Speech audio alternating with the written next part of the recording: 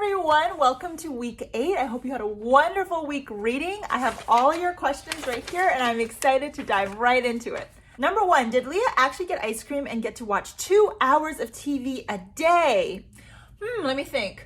I remember that time being a very screen time heavy period. I think a lot of kids actually watched a lot of TV.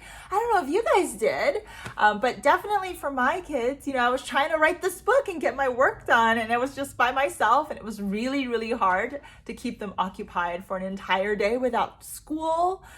Just with virtual school is really hard. So yeah, I did let them watch a lot of TV. Which in hindsight, I regret, but whatever. You do what you have to do to survive a pandemic. They also read a lot, and I remember we would drive to an open field sometimes and play soccer. Sometimes we'd go on a little walk in the neighborhood. We would go to a place where we could bike. We would do a lot of things outdoors as much as we could. Okay, another question. Did your husband ever return to California? I'm gonna wait for next week. You have to read the rest of the book before I tell you guys the answer. Another question, did your kids actually wear dino suits to try to protect themselves, and did it work? Great question. So my kids did not wear dino suits, but a lot of people did. A lot of people were walking around with these huge Halloween costumes, dinosaurs. A lot of times people thought that would keep them safe. And I think that the reports did say that some of them did keep you pretty insulated in there. I don't know how easy it was to maneuver and maybe even breathe, but you were pretty protected. Did your older son really get bullied on the track team? Did your middle son really run away during the pandemic? And if any of them did, how did it make you feel? Okay, so in reality, my kids did not run away, but they did experience a lot of comments during the pandemic. Some of it was really hurtful. And so that part did happen, and it was really, really, really hard. It's already hard enough to go through the pandemic. Everyone's worried, everyone's anxious and feeling like what's going to happen. And so on top of that, to have to deal with a lot of hurtful comments was a lot. Would you ever read a book from Leah or Bowen's point of view? Wonderful question. I haven't really thought of that. But I do think that Leah is a fantastic character. She's just so spunky. And if you read my newest book, Finally Seen, this comes out in February, she reminds me a lot of the little sister in the book, Millie. Millie is really fun. She loves to dance. She is really, really, really animated and hilarious. So I hope you guys check out Finally Seen. What kind of music or podcasts do your kids like to listen to? My kids are always listening to Taylor Swift. They're listening to Harry Styles. They're listening to a lot of different songs. So they introduced me to new songs. Okay, what inspired you, Kellyanne, to create the scene where Knox runs away? That's a great question. So in my mind, when I was starting out this book, I did have that scene in my mind. First of all, I just think it's so dramatic, this idea of like a mom losing her kids, feeling really guilty that she's gone to New York to try to improve their lives. And she comes back and like one kid is missing. That's just like, it's just like my worst nightmare, and it's so dramatic. And sometimes when I'm writing, I do like to take my worst nightmare and like put it in the story, because I think that, that creates such high stakes, and it's just also just so dramatic and fun to read and entertaining. But also just emotionally, like it really pushes the story forward. I also really like the idea of Knox going out into the hills, which he's so attracted to. He wants to be out there roaming free. And like, what would he say? What would he say to dad on his iPad? What would he be thinking, right? Because he really wants to be free all the time and not be encumbered by all of the rules that sometimes his family or society or people who don't understand what he's going through put on him.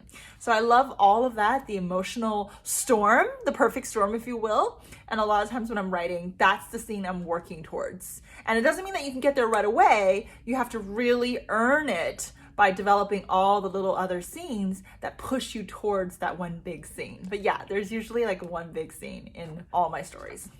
Did your family really use coffee filters as toilet paper? We did not use coffee filters, but you know what we did? We used Kleenex. And I was really lucky to be able to buy, these are actually really nice Kleenex. They're from like the actual Kleenex company. We had to buy the ones from Office Depot, which were these. And I actually keep an empty box to remind myself of that hard time during the pandemic, because these are very, very hard. They're not soft. And these, I call them the exfoliating toilet paper. What are some things you've experienced in life that Julie in the book did too? I definitely had a professor who was making fun of me a lot in class and did not like the fact that I wrote an essay saying that I thought the Chinese economy could take off. He didn't think that was possible. It was a long time ago. China was really just on the cusp of developing, and it was a college class on political economics. He didn't think it was possible, and he gave me a really bad grade for it. And I was kind of like, okay, we'll see what happens. And obviously, it definitely did in many ways take off. And it was something that a lot of people just could not imagine. And that really speaks to, internal perceptions. What inspired you to create Bowen's redemption arc? Oh my God, that's such a great question. And whoever asked this question, I highly encourage you to check out a whole bunch of videos I have on my YouTube channel on arcs, character arcs, because obviously you're getting deep into craft and I applaud you. So I love the idea of a character changing throughout a book. In fact, I think it's essential that characters change and that they do have this growth, and we call it an arc. And really you can almost track it like it's a chart. And I thought that, one of the best things you can do with Bowen is to have this very tough start where he seems like just kind of like mean, like not really very empathetic. But then slowly going through the story, having us understand more of what he's going through, and then having him also understand how his words are being perceived by other people in the family, and then having that redemption in the end. I thought that was so satisfying. As a mom, that makes me very satisfied, but also I think as a reader, that's very, very satisfying. So it was something definitely that was important for me to put into the book.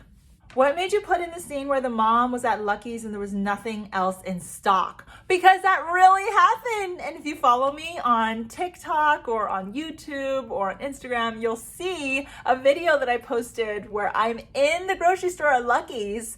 This was taken during the pandemic, 2020.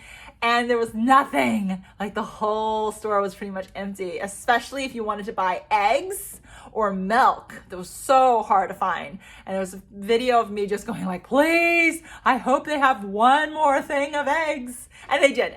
I was like, phew. When you wrote New From Here, did you envision there being book clubs for this novel? The short chapters provide a lot of suspense and a lot to discuss.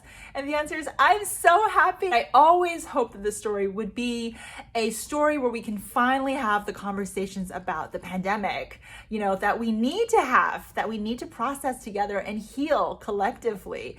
And I hope it's a very, very necessary window for so many kids in the future to look back at this time and understand what it was like. And for so many of us who went through it, I hope it's a necessary mirror. So with that, thank you so much for your questions this week. I can't wait for our book live event coming up on December 7th. Have a wonderful week and send me all your questions this week. Bye guys.